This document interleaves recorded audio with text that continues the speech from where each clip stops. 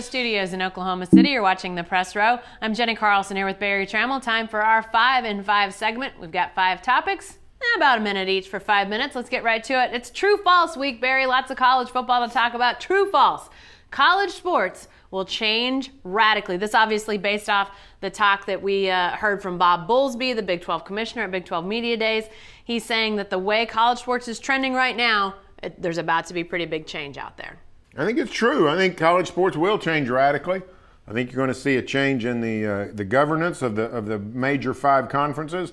I think they're going to have more autonomy in their own decision making in terms of rules and scholarship allotments, and not necessarily the number of scholarships, but what a scholarship entails. Enforcement. Bob Bowlesby saying that cheating pays. I think college sports will change radically. Is it the gloom and doom that Bob is suggesting?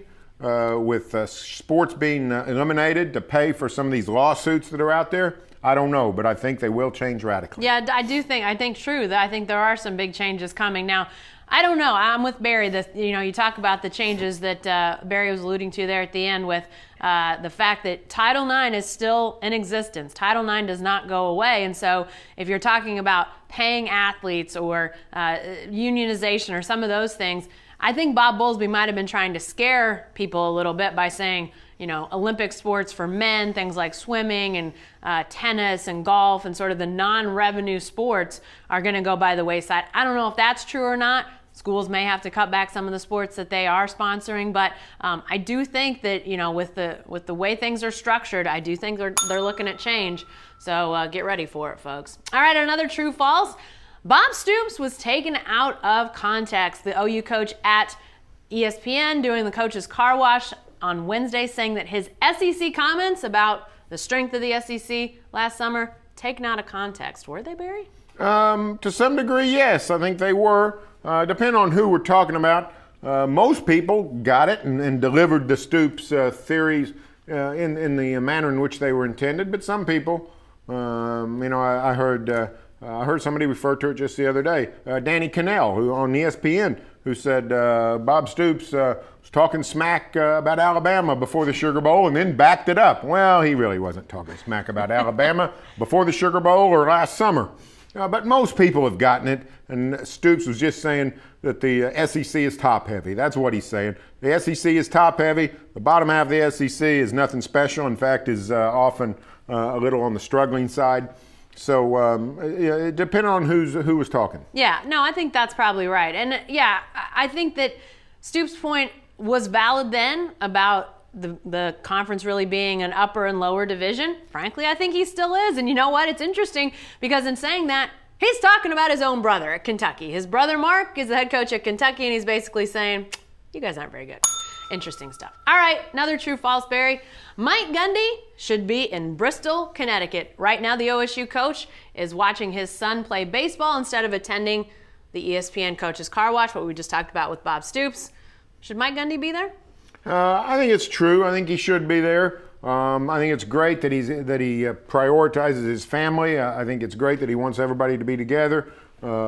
Chance to see his son play, chance to be with his older son who's not going to be around much longer at the age of 17. So I think his priorities are valid, but there are certain things that go with the job, and this is a big deal, and here's how we know it's a big deal.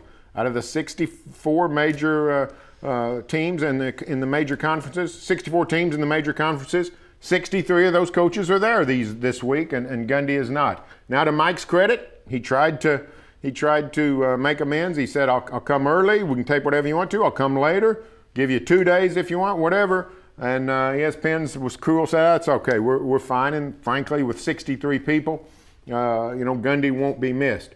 But the truth of the matter is that with this job comes fabulous benefits, but also heavy responsibilities.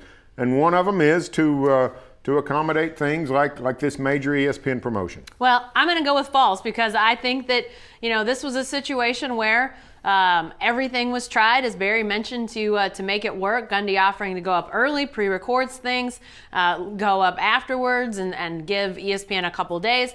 You know what? It's ESPN's car wash is a big deal. That's obvious. But it's not like a wedding. It's not like a graduation. It's something that's become a big deal, but at the end of the day, I'm not so sure it's a make or break. Mike Gundy even said that if Big 12 Media Days were being held over this stretch, he would have been at Big 12 Media Days because it's all day, it's 7 hours, it's start to finish. It sort of said to me that this ESPN car wash leaves you a lot of downtime, sitting in a green room, talking to the other coaches, and in Mike Gundy's case, it probably would have meant sitting around wishing he was at his son's baseball game.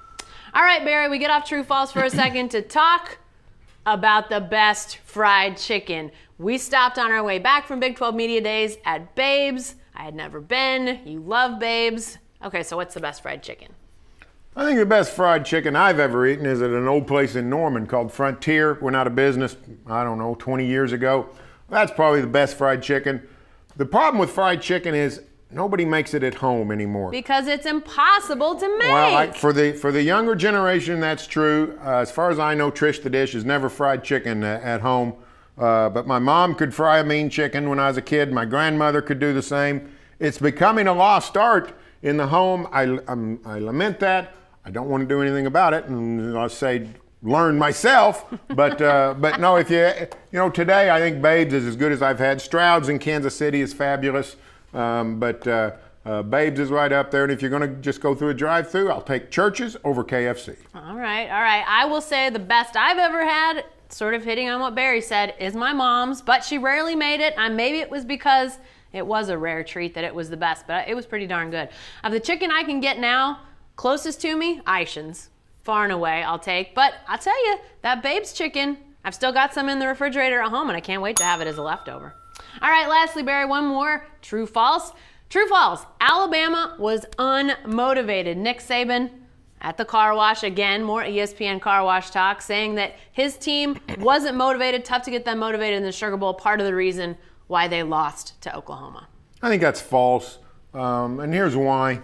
College football players work 300 days a year to hone their craft. And they get to put that craft on display 14 times in a full year. Trevor Knight he didn't really understand what Nick Saban had even said, but somebody asked him about it, and he basically said, I think all college football players are motivated on Saturdays. Yeah. And he said, when we take the field, we want to win. When we got a game coming up, we prepare, we want to win. Now, if you want to make the argument that when OU plays Louisiana Monroe or Alabama plays Middle Tennessee, they're a little bit down.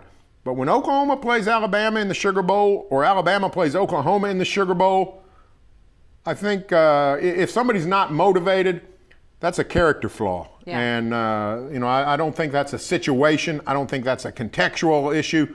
That's a character flaw. I don't think Alabama was unmotivated. Yeah, I don't either. And sure, they were coming back from the disappointment of being as close as they were to winning the Iron Bowl, beating Auburn, playing for another national championship. I get that. I get how close they were. But to say that you could go into a major BCS Bowl with all the Alabama fans that flooded into New Orleans for the Sugar Bowl against another traditional powerhouse team and not be motivated, I'm not sure who said it, if it was Bob Stoops or somebody else, but essentially said in response to this, they didn't seem unmotivated when they marched down the field and scored right away. So maybe as the game got tilted more towards Oklahoma, you saw some of that fade, but to say they're unmotivated, I'm not buying it either. Hey, be sure to stay with the best coverage team anywhere at newsok.com and every day in the Oklahoman.